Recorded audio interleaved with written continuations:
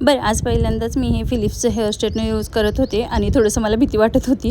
कारण ह्या अगोदर मला जेव्हाही कधी हेअर स्ट्रेटनिंग करायचे असतात ना, तेव्हा फिलिप्सचं जे ब्रशवाला असतं ना, ते यूज करत होते आणि कंपॅरेटिव्हली ना मला ब्रश जो असतो ना, तोच थोडा एझी वाटतो. हे पहिल्यांदाच करत होते, त्यामुळेच थोडीशी भीती वाटत होती.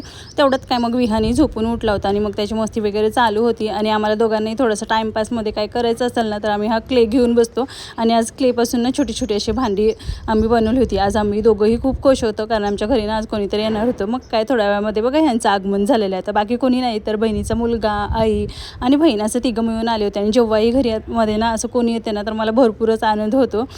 तर मग दुपारचं आले होते, भरपूर ऊन होतं आणि येताना मग मस्त असं कलिंगड पण त्यांनी आणलं होतं. तर कलिंगड छान कट वगैरे केलं, त्यावर थोडंसं मीठ वगैरे टाकलं आणि सगळ्यांनी मस्त असं कलिंगड खाल्लं. थोड्या वेळाने मी सगळ्यांसाठी चहा वगैरे टाकला आणि नेक्स्ट डेला ते निघून गेले होते आणि मग संध्याकाळी थोडंसं करमत नव्हतं, म्हणून मग आम्ही बाहेर वॉकला आलो होतो. आणि आता गरमीच्या दिवसामध्ये ना असं वॉकला आलं की खूपच छान वाटतं. चला भेटू नेक्स्ट मिनी ब्लॉगमध्ये, तोपर्यंत बाय.